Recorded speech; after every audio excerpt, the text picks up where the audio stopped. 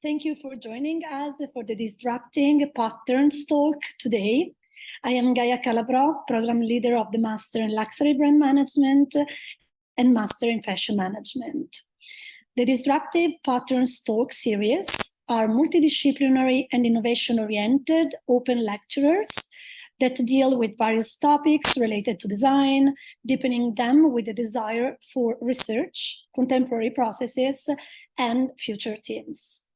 I would like to give a warm welcome to our guest, Cassandra Napoli, Senior Strategist at WGSN Insight. Thank you very much for being here, Cassandra. And thanks also to Serena Sala, trend forecasting expert and professor, who will moderate the talk. Thank you, Serena Sala. Without further ado, I leave the stage to Serena. Thank you very much. Thank you so much, Gaia. Thank you so much for your introduction. Thank you to Cassandra. That is really an honor to have the possibility to talk to you. You are very famous, you already know. I spend just a few words to introduce you and your very big experience to our students and the ones that are following this talk. And then we are going to a few questions because we are all curious about your ability to look in the future, to forecast the future, to set a new horizon in front of our eyes. So Cassandra is a consumer forecaster and a digital futurist. She is very specialized in uncovering what makes the consumer tick online.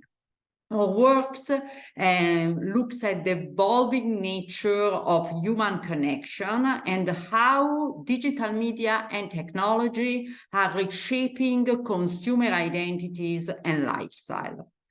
But she's also accomplished speaker, appearing in different kind of panel, like the Cannes Lion International Festival of Creativity in France, like NRF Big Show in New York, On Brand in Amsterdam, and Spikes Asia.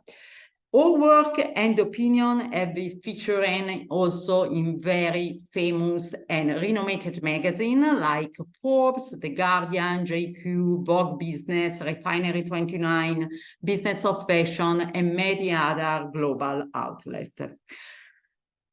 Last but not least, she is also a trend forecaster professor at Long Island University in New York and sits at the School Advisory Board for his fashion program. So, Cassandra, first of all, once again, thank you so much to be here with us. And let's start with a curiosity, because here I'm an Italian, okay, and we are very curious person, okay. Personally, I think that your career, your major interest in your work came also by your name, because you have a name, Cassandra. I think so that more or less a lot of people ask you that. That is like a nomen, no? In the past, in the mythology, your name was about to forecasting the future, right? But how do you get in this space to forecast the future? Yeah, I think the fact that my name is Cassandra is so interesting, right? Because in Greek mythology, and I don't know much about Greek mythology, but I do know that in Greek mythology, Cassandra was a futurist or a predictor of the future, and ironically, she was not believed. So I hope to think that I'm a little bit more believed in my skill set. Yeah. But in terms of how you start, I think it kind of depends on what area you lie in. Like you said, my area of specialty is consumer futures, but also digital futures. So I spend a lot of time online naturally. I think that's where a lot of my curiosity comes from, kind of digging into different corners of the internet. Reddit is like enormously valuable for a lot of kind of uncovering how people feel right now. Mm-hmm. TikTok, same thing. A lot, I think oftentimes we hear from perhaps business leaders or marketers, and they just kind of think about TikTok as this weird place that, Gen Z is dancing and it's not really taken very seriously. But I do think that going forward, spaces like that online are just so valuable. We like to say that, or I like to say really, that TikTok is sort of a focus group at our fingertips, right? It allows us access into how people feel in real time. And that is hugely valuable. It's really a focus group in real time. So that's kind of a lot of the spaces where I spend a lot of time in terms of research. But to forecast the future, I think you do have to have a big curiosity. So that is kind of step one. I think also it's about kind of looking a little bit more broad, right? Even if it depends what you're studying, but if you're looking at the future of fashion or the future of interiors or the future of beauty, even really any industry, you have to understand the consumer. And that's really where it all starts. So Mhm. unpacking how they feel, how they behave, what is their kind of viewpoints on things, where do they lie politically, what are their preferences? How do they feel about sustainability and economics? And right now, we're actually exploring, or I'm really exploring, how Gen Z has got this interesting tension happening, right? There's a cost of living crisis globally.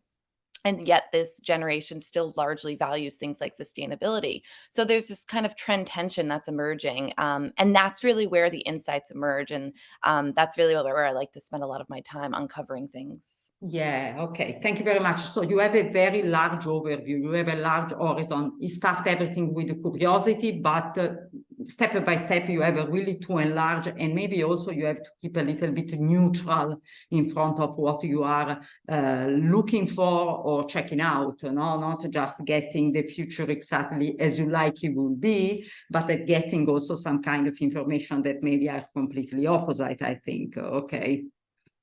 Yeah, I think also what you just said, it's not just my version of the future, right? It could be so easy for me in my own little bubble to say this is what's going to happen in 2 years' Yeah. time or 5 years' time, but that wouldn't be an accurate depiction, right? I think true value comes from speaking to other people in the industry in the field and kind of working together on futures, building futures, and co-creating futures because having diversity of perspective and ideas and different backgrounds coming together to see what that might mean for 2026 or 2027 or 2030 or whatever year that you're looking at, that's how you get the true understanding of it. It's not just one person's viewpoint. Yeah. So yeah, I think that that's a big distinction to make. Yeah, okay. So very interesting because this is really amazing, but in some way it sounds also, it could sound a little bit complex, no? I have to consider a lot of aspects, sometimes some kind of perspective that are very far from mine, okay? So there is a kind of methods in the way that you follow, you create to forecast the future. So to keep together all this kind of signal, to keep together all this kind of different little change in voice that you are in some way surveying. Okay. Yeah, I think I spend a lot of time in digital futures. So I look at things like the metaverse and what that could mean for the future of things like shopping and even social connection and how we find entertaining or how we understand entertainment in the future, things like that.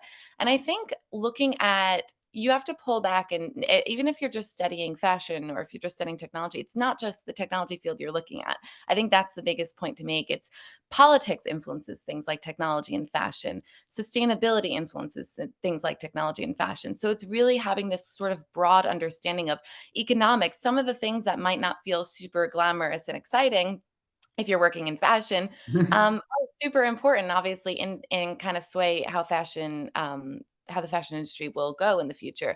And so, yeah, from a trend forecasting perspective, it's really this sort of broad overview of the world. And I like to say I like to have a bird's eye view of Yeah. industries. I Yeah. don't necessarily like to be in it. I like to kind of look at it from above and see how all the different things are kind of infiltrating the industry at large. I think also something that you mentioned earlier was about curiosity, right? I think I spend a lot of my time, and I'm pretty sure a lot of trend forecasters would agree. Um, it's kind of like signal mapping. So even walking down the street, having a conversation, like my mind is always kind of connecting the dots as I go through life. It kind of gets a little difficult because you're never really offline and your mind is never really turned off. But I do think that working as a trend forecaster, you have to kind of be like that. You have to always have your eyes and ears peeled, just as you're kind of navigating life, because little things that you see could actually help infiltrate a trend or help connect the dots along the way. And I think that's super important to kind of make I note of.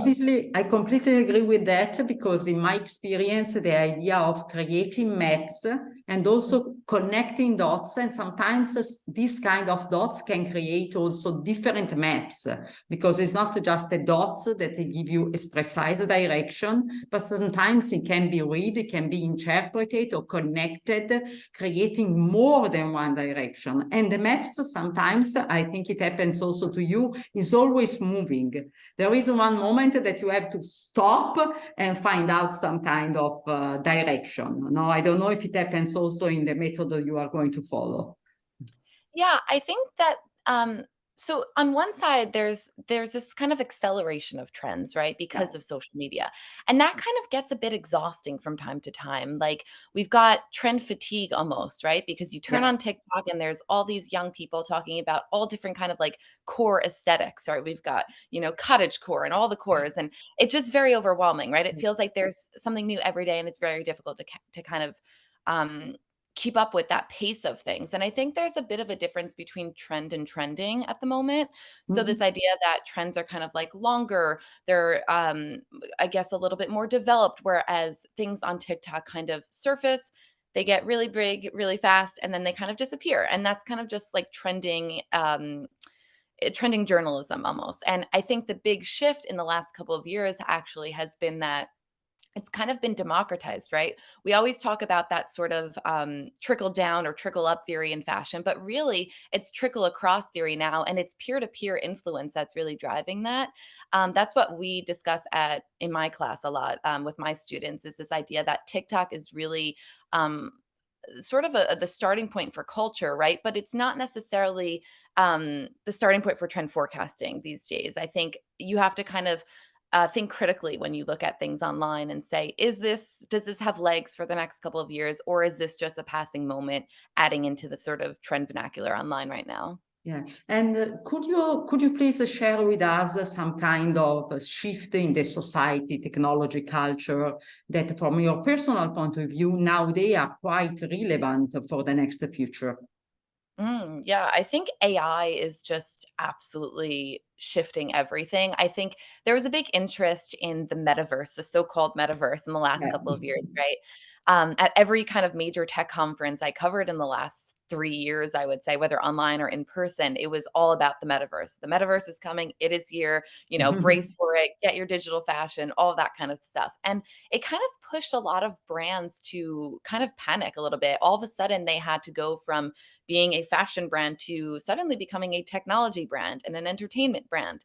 And that's another thing that we discuss a lot in my class, is like this kind of pressure to kind of adapt with what's going on right now.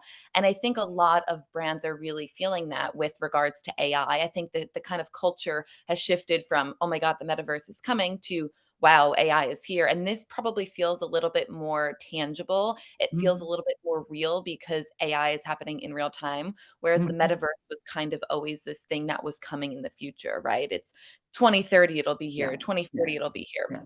I think like the technology infrastructure is not here for the metaverse. And so a lot of what we're seeing right now is gaming and kind of digital fashion within gaming platforms, which has always kind of been a thing in the gaming community. It's just now reaching the masses. We've got Balenciaga, we've got kind of playing into that field. We've got Burberry, we've got all these brands.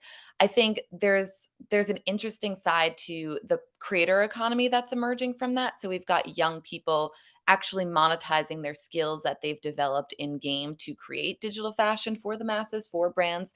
I always give this example. There's a young man in Florida, I believe his name is Samuel Jordan, and he earns thousands of dollars a month working for these big brands creating in-game fashion. And it's really about monetizing his skill set. Now, on the other side of things, kind of moving on from the metaverse, we talk about AI.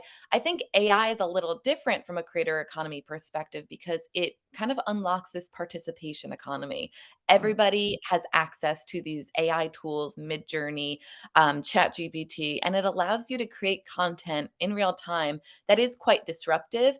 I think one of the biggest threats to brands right now is kind of post-truth content. So this idea that you could create content imitating brands or on behalf of brands that's not actually real. And there's all these really scary tools out there that allows you to do that. And it's really a PR crisis in the making for a lot of brands because they can't necessarily control it. But AI, to kind of wrap up here, because I know that was a very long answer. AI is a huge disruptor to fashion in particular. And yeah, that is something that my eyes are definitely peeled on at the moment.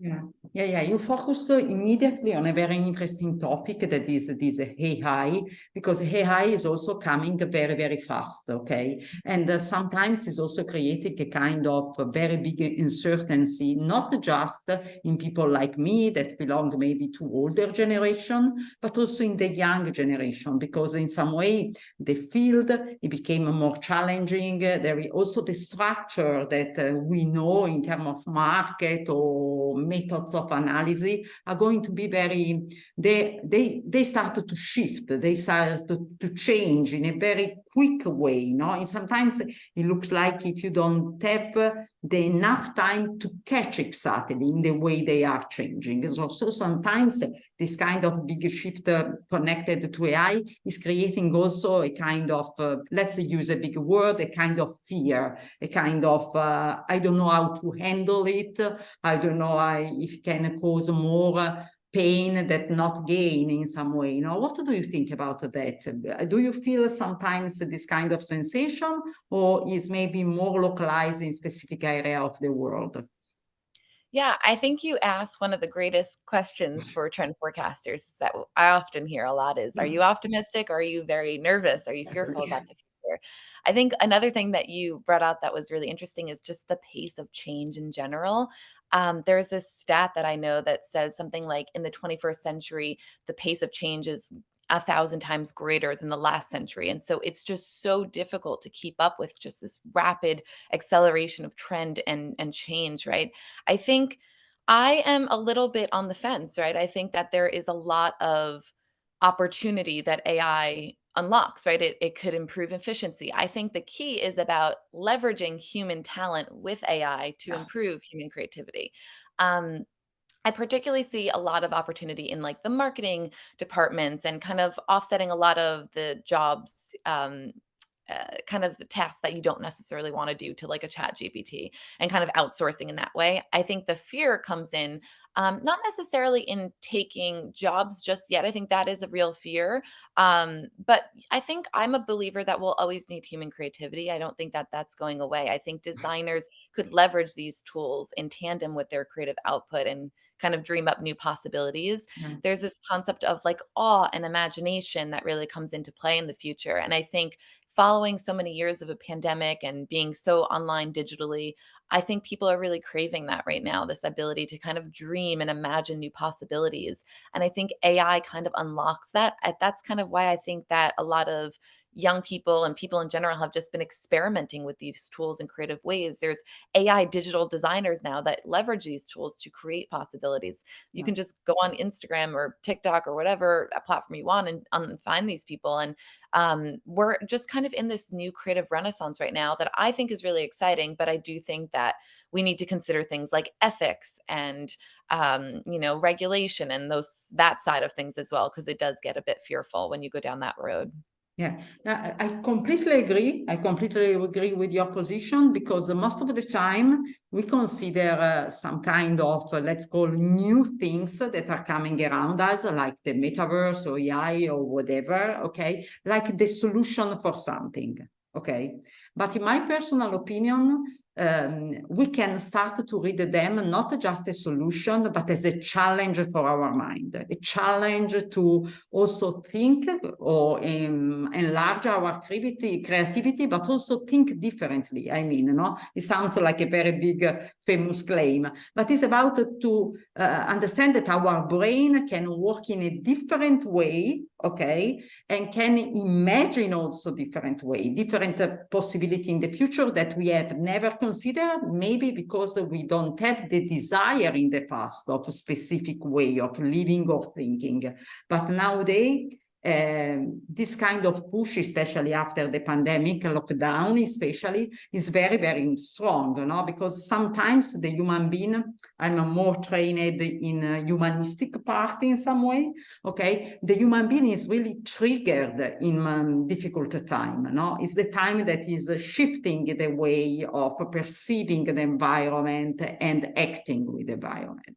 So in my personal opinion, and I think I'm very close to your mindset, AI is a kind of challenging for our brain, for our creativity, for the possibility also we think about market, consuming, living, and so on. And of course, it requires a kind of regulation, especially in the start, because sometimes it is taking like a short way to come to a conclusion, a short way to find something, okay? So thank you very much for that, because it's a very, very important topic. But about metaverse, because we know from time to time the metaverse is coming in 2025, no, in 2028, no, in 2030, but is really coming, or is just a kind of path that we don't know when it's coming?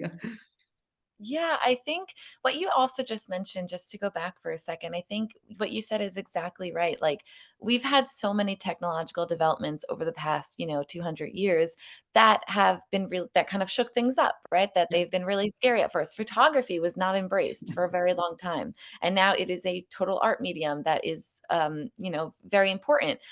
Will AI become an art medium that's very important? That's to be seen, right? But I don't think that I'm kind of a tech optimist in the sense where I think that this is a creative renaissance. And like you said, it's about using these tools mindfully and creatively and carefully. And I think that there is a bit of a threat to when you kind of use them for nefarious applications, right? We've seen that with deep fakes. We've seen that with some like PR kind of scandals. And so, yeah, I think that there's just a comment there I wanted to make about how we're fearful, but I don't know if it's exactly right to be fearful right now, entirely because we've seen similar instances in the past, like photography kind of take off. I do think it's fearful in terms of like the threats to democracy, the threats to PR, things like that. And it definitely needs to be regulated. But to kind of be super fearful of it as an art medium, I think it's too early to tell, right? We need to kind of leverage it and kind of explore. From a metaverse perspective, is it coming? That is the ultimate question. I think, I don't think anyone really knows. That's the problem. I think it's a lot of marketing. I think if we maybe I read something recently about like, really taking the metaverse label away and kind of, calling it what it is, which is just kind of gaming and digital exploration. I think a lot of brands that are so-called entering the metaverse right now, we talk about Roblox and Fortnite, and those are gaming platforms. That's not a metaverse exactly just yet. I do think that this is a great time of experimentation. Again, with like the age of AI, I think there's a lot of opportunity for brands to kind of explore these spaces. For the brands that are doing so and really doubling down, investing in the metaverse, they've made a lot of money. So it is a business opportunity for those that are willing to commit to it. I think some of the brands that I've been exploring are kind of like Adidas or Nike. There's a beauty brand called NYX. Those sorts of brands that are really doubling down, launching in-game goods, launching NFTs, loyalty schemes, things like that. You can make a lot of money.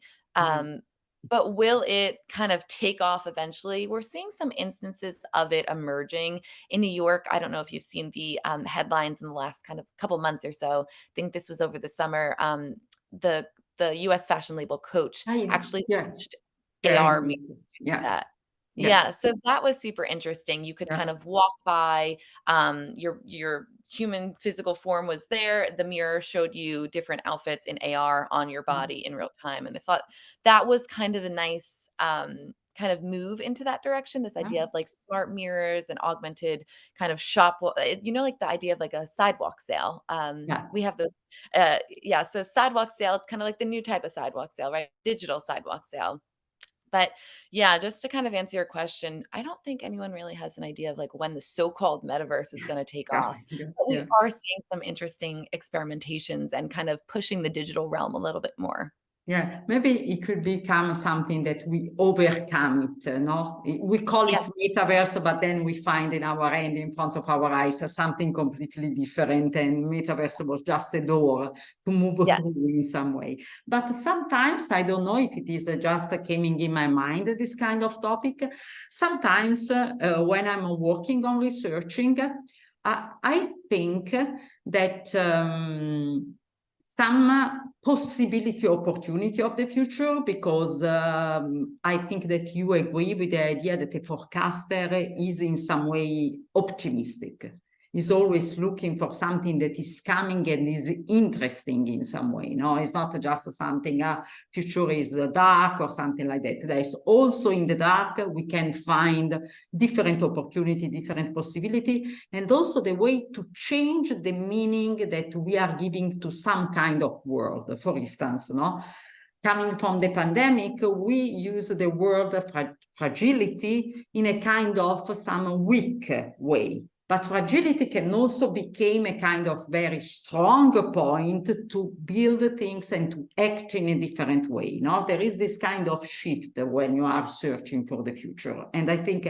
this is quite common to all the trend forecasters. I don't know if you agree. I think so, because you are nodding. Okay.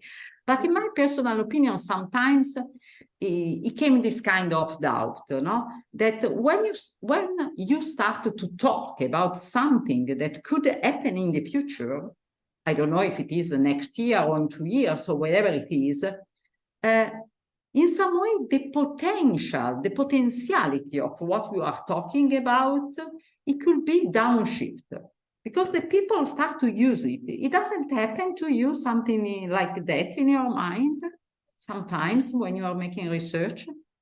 Yeah, you touched on a few things there. I think the idea of like anticipating futures is really the business that we're in, right? And providing solutions for brands along the Yeah. way. So, knowing that AI, hey, AI is coming, it's here, it's a little bit more tangible, like I said, than the metaverse because there are Yeah, tools we available can to use us. it. Masses can participate, right? I can go on and create a fake fashion campaign and call it like it is and put it on the internet, and I can go on Twitter and I could send it to all the whole world, and it could be kind of a threat, right?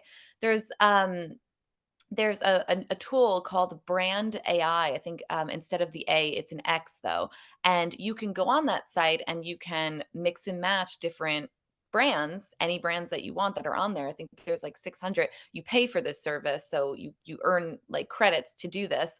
And then in return, you can create these fashion campaigns that do not exist. You can create product collaborations that do not exist. And so it's this mass participation economy rather than the creator economy because everybody gets to participate.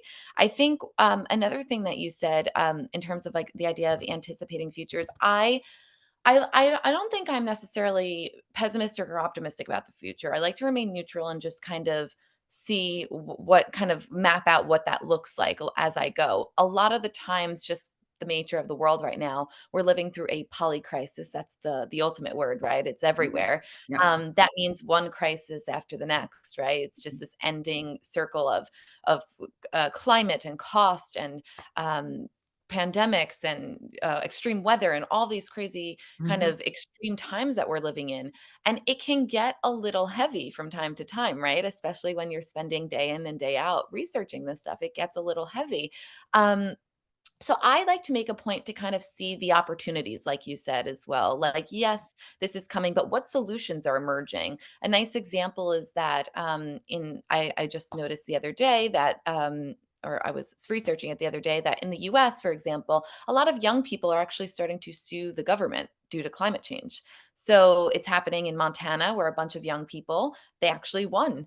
They won against the government, and it's happening now in Hawaii and different places. I think that's going to start to take off, and that's an interesting shift, right? This idea of like opportunity, young people taking kind of ownership of the harm that is existing in the world, and not necessarily taking ownership over it, but looking to solve solutions, create solutions for it rather. Yeah. And I think that's a nice, interesting, kind of optimistic twist on Yeah. it. And I like to kind of look for things like that as well. So solutions that improve, Yeah. that could shift how we do things, new systems, new opportunities.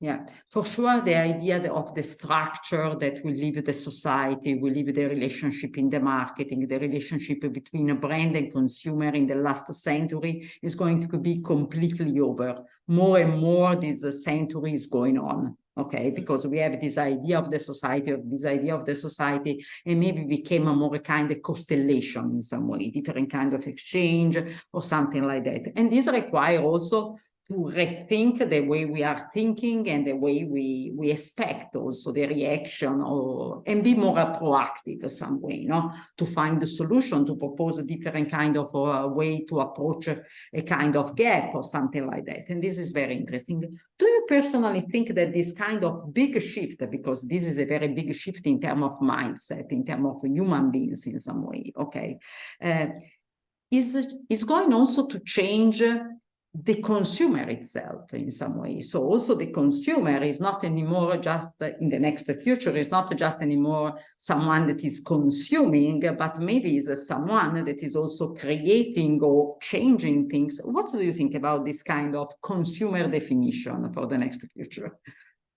Yeah, I think the consumer is more in charge than ever, right? I think they've got all these incredible tools that we've been afforded through things like digital media and now these AI tools and all these kind of tools that allow them to kind of be in the driver's seat, and they can use them to communicate their viewpoints, and they can demand change and demand new systems and demand things that work for them from brands. I think really it kind of goes back to that trickle down, trickle up, trickle across theory that I mentioned earlier. In that regard, I think it's really peer-to-peer influence, influencing each other and then trickling up to the brands. The consumers are totally in charge now. They want, clean products. They want, sustainable goods. They want brands to align with their values. That's politically. They want things that are cost effective. They want brands to take ownership for their actions. There's all these demands that they're placing on brands. And I don't see that going away anytime soon, especially because Gen Z is in charge now. Millennials felt that way a little bit, but Gen Z is much more vocal about it than ever before. I think when you start to think about the next generation too, something to note is that we often talk about millennials, right? Millennials are now aging into middle age. The eldest is about 44 years old right now. Yeah. We've got Gen Z aging into 30. Yeah. And then we've got alphas actually aging into a teenage world. So though that's the future of youth right there is Gen Alpha. Some of Gen Alpha are quite young still. They're about 10, the youngest. But the eldest or no, the youngest is about 0 at the moment. The oldest is about a teenager at the moment. Yeah. So really that is what's going to be important in the future. The next couple of years is paying close attention to what Gen Alpha thinks, how they feel, how they behave. I think partly like every other generation in the past, they'll take some kind of clue or cues from their parents who are millennials largely. So they'll still value those same things that millennials do. However, Gen Alpha is a little bit different because they are growing up in a world that is artificially generated. And they are the first generation to be able to do that.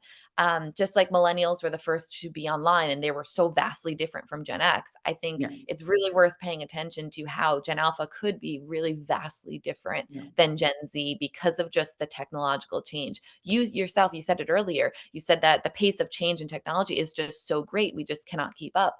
In the next couple of years, I'm sure, think about it, like ChatGPT didn't exist a couple of years ago. So TikTok didn't exist a couple of years ago. So the tools that are arriving in the next couple of years could greatly impact and shift how we access the world, how we shop, how we behave, how we talk to each other. I think another big threat in terms of what you were saying for the future of consumers is just the fact that we're facing a really big challenge. We're facing a loneliness epidemic. It's happening globally in on almost every country. It's largely driven by things like social media. Mhm. And what will that do to Generation Alpha? We know that Gen Z is currently the loneliest generation, but Gen Alpha is that could be vastly different. They could even be more lonely than this current Yeah. generation. Mm. And it's about kind of finding a balance, I think, between online and offline a little bit. That's kind of a Mm. different conversation, but that's one of those solutions I'm talking Yeah. about, that you asked about, is the idea of like, okay, if we're spending so much time online, actually what we're going to be seeing is that maybe they want to head offline. Maybe they need Yeah. digital detoxes, digital hiatuses. How do brands speak to that? Um, I think I've mentioned that to my class, and I teach a bunch of Gen Z students, and so they're always like, "No, we don't want to go offline." But I do think that in time, that will happen. We've talked about things like dumb technology rising, Yeah. so dumb technology not being a smartphone, right? So Yeah. actually having very archaic flip phones that I had when I was growing up. Um, using those instead, those sales are up about 5% in the US. And it's because Yeah. young people are it's not just really young people, it's just people in general are just finding themselves very overwhelmed by just being extremely Yeah. online these days. Yeah, I think that this kind of overwhelming, I completely agree with your overview, because looking for future, we have to focus on the alpha and maybe sometimes also blink to the beta, because also the beta in some way, you know, when they start to be educated, they have an impact on the way we can talk to them, we can also teach to them in some way, because this kind of change are not impacting just on the market, on fashion or whatever, but mostly is impacting also to create a dialogue with the student in some way, because also for the teacher, it is requesting some way changing the way to talk, changing the way to give a class, a lecture or whatever, no? Because we have in front a different kind of perspective. And this idea of offline is a very big opportunity as the online opportunity. But most of the time, maybe because we have been educated, or we have a kind of very big weight that is coming from the last century, we think that we have to find a solution, the final solution, the best solution. But all this kind of changing and things maybe are teaching us that we cannot find a solution. We can find a in progress solution, step by step. It depends how the things are changing us, how it is our feeling. We are also to reassess the way we act. No, it's more an in progress way, not just this way or the other in some way. Yeah, that's exactly right. I think what we were saying earlier a little bit too, the fact that these are not simple things, right? Solving the problems of being online. These are not easy solutions. They're not going to be solved in the next couple of years. We have some progress being made government wise, brand wise, but the dangers of being online, I like to think of technology. I know I mentioned I'm a tech optimist, but I'm also I'm very critical of it as well. And so on one side, it's a double-edged sword. There's one side that there's multiple benefits of being online, but there's also lots of downsides.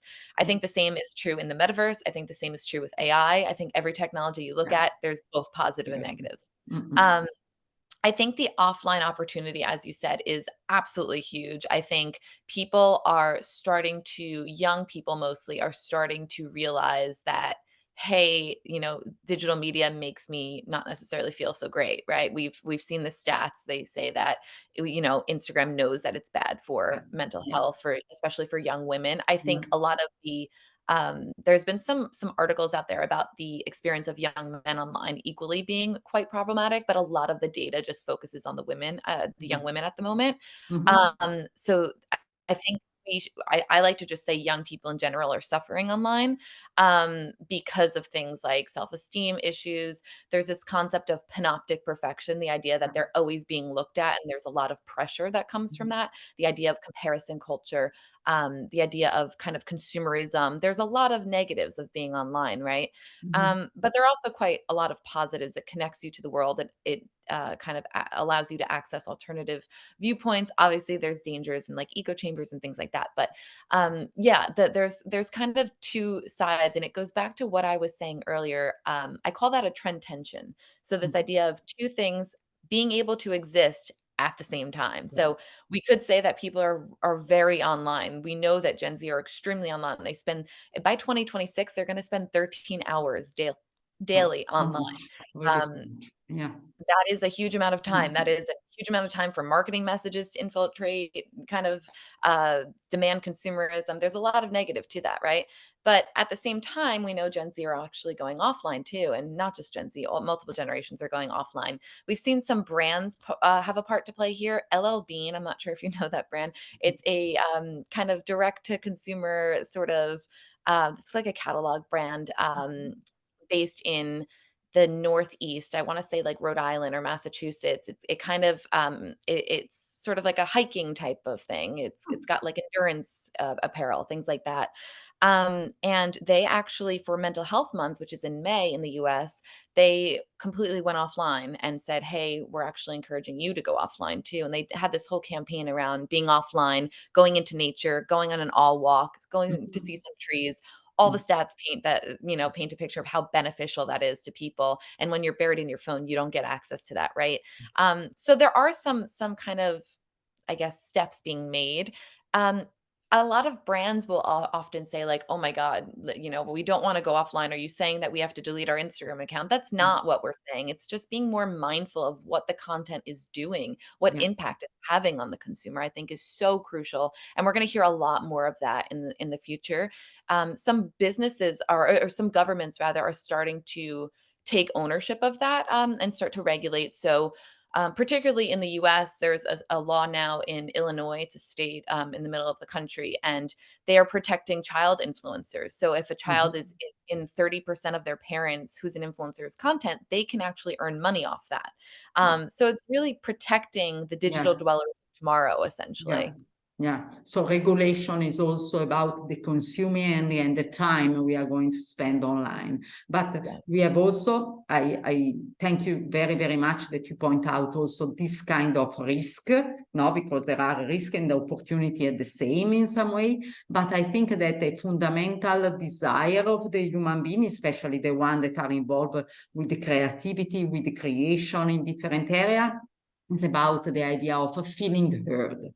The people want to feel that their voice, their perspective can be heard by other people and sometimes also shared. But what is important is heard, and the technology, all the media that we are using are giving us this kind of big opportunity. So it's also about to consider what kind of platform, and the platform are changing. We start a lot of times ago. I remember it was some kind of MySpace, some kind of the first social network. No, it was a kind of, whoa, what is that? And then Facebook, and then so it's not that the platform that we are using today are going to stay the same in the next future. We have new platform. We started to think about new platform, new different kind of form of interaction, and so on. So everything. The future is really, really amazing in some way, really amazing in some way, with all the risk, of course, no? But we have to, in some way, evaluate.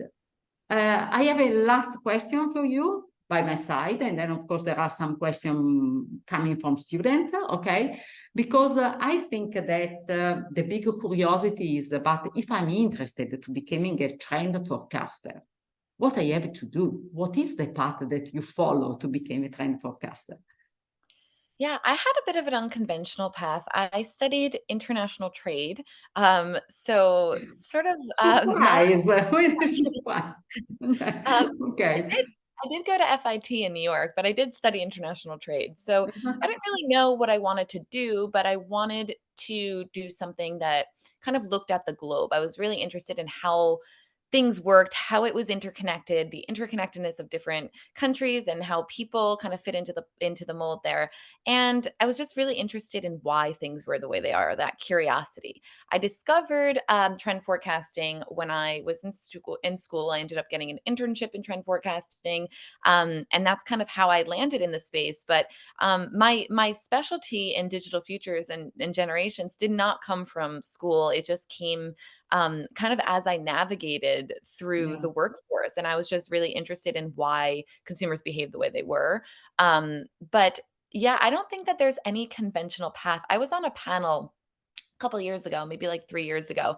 And one of my fellow panelists who worked in trend forecasting too said a really interesting thing. And I always go back to this. And she said that when she looks to hire her teams, she doesn't necessarily look for, everyone to have the same degree. What she's looking for is somebody who's perhaps studied science and somebody who's perhaps Yeah, really obsessed with different reality TV, because you bring those two people together and you get a really interesting, realistic perspective of what the world looks like. It's that diversity of opinion again, getting people from lots of different backgrounds, lots of different disciplines coming together to create and imagine and anticipate futures and develop solutions that work globally for everyone. Yeah, I totally agree. I totally agree with the quote you share. I totally agree with your perspective, because we go back to what you said before to us. No, it's about to listen different voices that has a different kind of perspective of the world in a professional way, but not only, because sometimes, and I think that this is also your case, the idea of working in forecasting is about also to connect professional and personal assets, because there are some kind of things that are really catching our imagination, and that could be the area that we can apply this kind of method, this kind of technique, and so on, no? Because we are really fond of it. So there is not exactly a rule to follow. It's more about an attitude in some way. Yeah, I think it also goes back to what I was saying earlier about how I sometimes find like one of my biggest challenges in trend forecasting is turning my mind off, because as I go through life, I'm always kind of mapping and signal mapping and things like that. My Instagram saved folder is out of control. It's very, very intense. And so I think that is exactly right. I think I'm really interested in technology. I spend a lot of time in the fashion world. I spent a lot of my peers are in the same kind of field as me. And so I kind of live like a trend forecaster, if that Yeah, makes sense. yeah. My lifestyle is trend forecasting because I'm always kind of mind mapping. And I think that kind of helps my research, actually. Like the fact that I'm super interested in what I'm talking about every day. It doesn't necessarily feel like work in that sense. So Yeah. And what you share, if you agree, is more connected to the future than the idea that we have when we think about what is my work.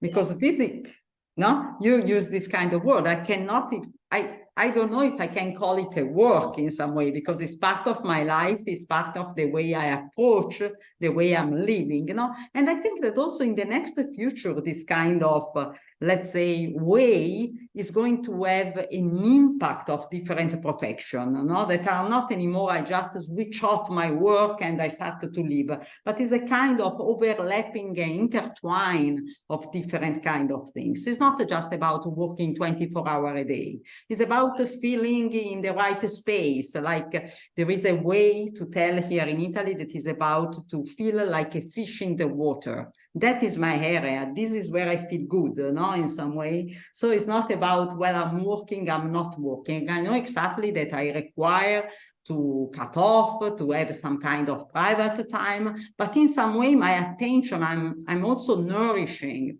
by what I do in some way. Yeah, I love that word nourishing. I think nourishing my mind is a lovely Exactly. type of expression to say that. I don't, yeah, I want to make it clear. It's not 24/7 work, like you Oh, said. It's no, not no, like of I'm course. constantly working. Yeah, of I'm course. just, it's navigating life and just being interested in my work and kind of connecting the dots along the way. I think exactly what you said, though, people are not working. Like the 9 to 5 is not a thing. Gen Z is pushing back against that. They do not want that. And Mhm. so in the few years, we're going to see hybrid work. The Yeah. creator economy is the future of work. We're going to see there's a great quote from a venture capitalist called Rex Woodbury, and he's based in New York, I believe. And he says that the creator economy is both the future of leisure and the future of work. And I Yeah. think that's exactly true. Yeah. It's the idea of monetizing your skills, monetizing your interests, and doing it on Yeah. timelines that work for you, doing it where works for you. If you don't want to be based where you are, you don't necessarily have to, because you're untethered from location. Yeah. So if we start just from this point, this last point as a core, I think that everybody can imagine how the future could be completely different, no? From the way we have lived and we have think in the past in some way. Okay.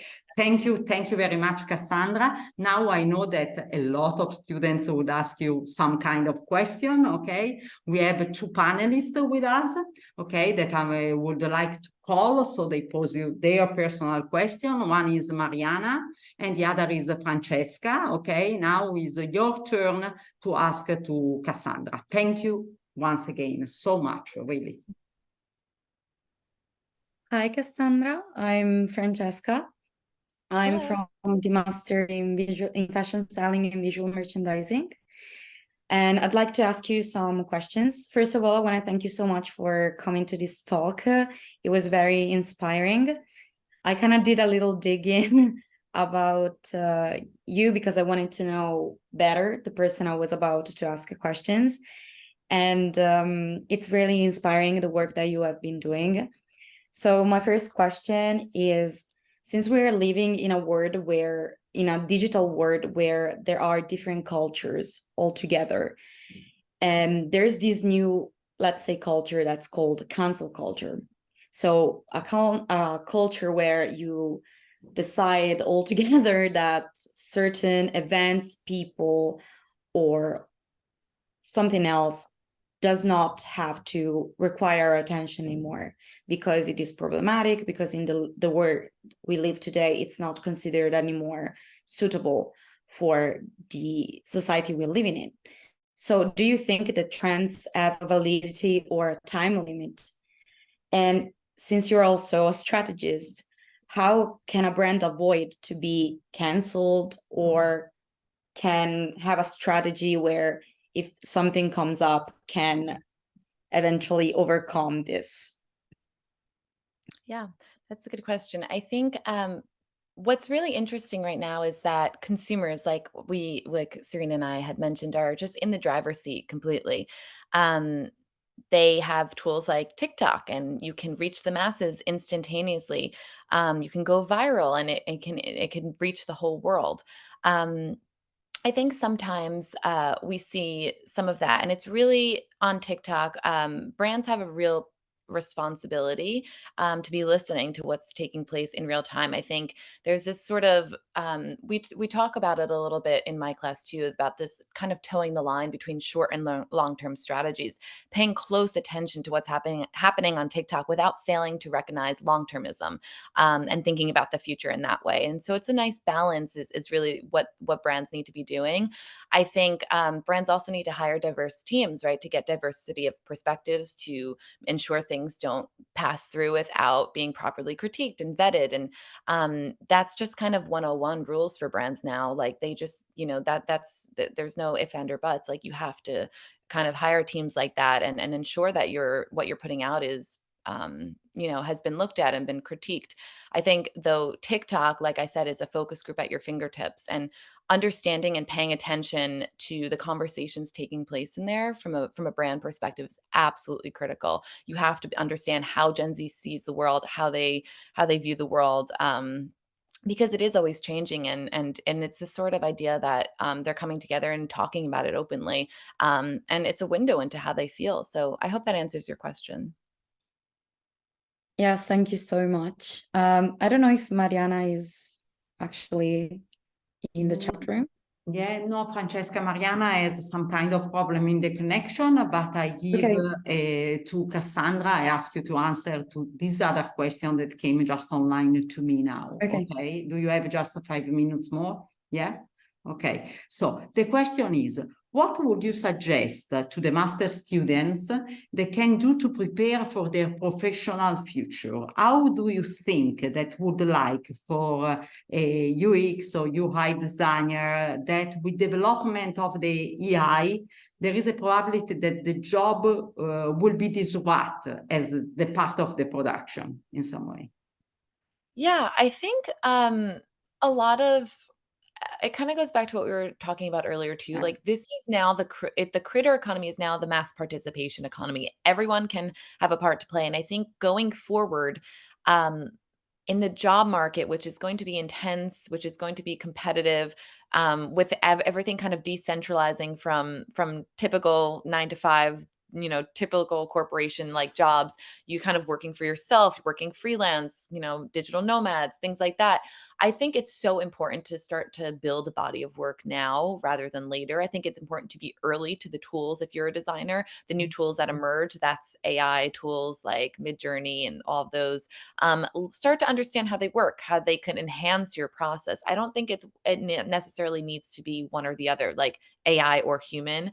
I think there's a nice blending and a sort of merging, a convergence of both, which will be the future. So understanding being very, very active in this space now as a student can kind of set you up for success as you enter the job market and have these skills already that brands are actually going to be looking for. I think it also, from an academia perspective, like we should be sort of exploring these tools, embracing them. I think what's interesting is there's a school, there was a conversation online. I forget who was starting it, but there was this idea that in New York, ChatGPT was banned from public schools for a bit.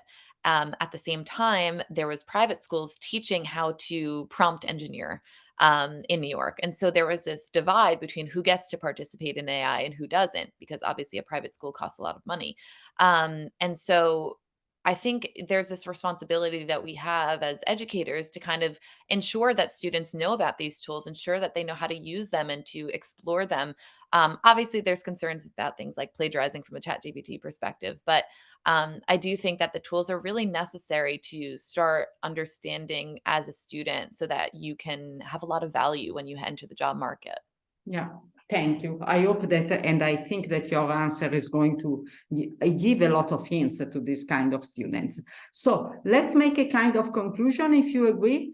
In my personal opinion, also about this exchange of opinion that we have, this kind of talk, and what you share with us is about being more in progress, that finding a stable position in some way. And this is also connected to the idea of the way we define ourselves. I'm a student, I'm not a worker. I'm a student, I'm not a creator. I'm a creator and not a worker. So it's more, we can shift from this kind of definition. We can shift also in the position. Okay. You agree with that? You agree with this kind of first point? Thank you The so future much. is definitely hybrid. Yes. Yeah, okay, more hybrid, but also a kind Fluid. of more than hybrid, also different facet in some way, not just two together, maybe four together in some way. Yeah. And the other point is about also to forget this idea that is this or that, because it could be this and that at the same time. It's not good or bad, yes or no, but it could be yes and no at the same time. So start to navigate, like more or less like a surfer, this idea of keeping together the opposite and not separate the opposite in some way. Yeah. Trend tensions. That's the word I use. Exactly, trend attention, exactly. And I think just these two fundamental points is really changing the horizon in front of our eyes, no? Because it's not about, I don't know, I take this position or that, but I keep them in tension, and in some way I act in one direction or then I shift in another, no? It depends how things are going on, and this change completely also the way we are looking at future, because sometimes, as it was coming out in our conversation, the future is not about, oh, we are talking about these things that are going to happen or they are going to take place in 2026, but it's about something that is moving already around us, no? And they can come early or maybe after, but they are already there. What do you think about also this idea of setting time about the future?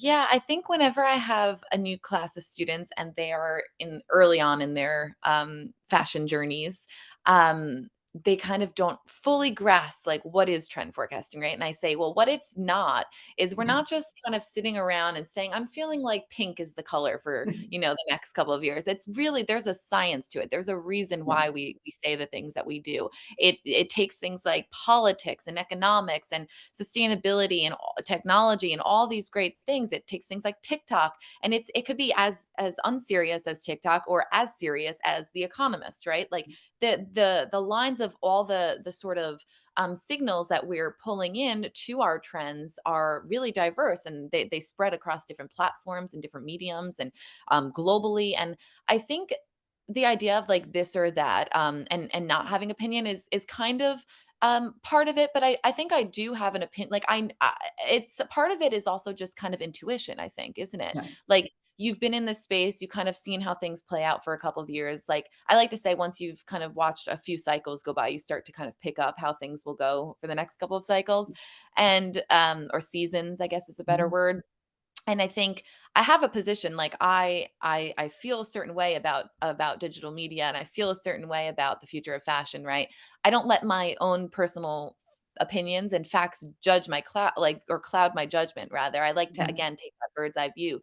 And that's where it really comes into having that diversity of opinion, that diversity of thought, not just me forecasting the future, but an entire team looking at all the signals globally, not just from an American lens or from a European lens, but from a global lens, and understanding how all of that will eventually trickle down into the consumer and then spread across every industry, from fashion to beauty to food to everything.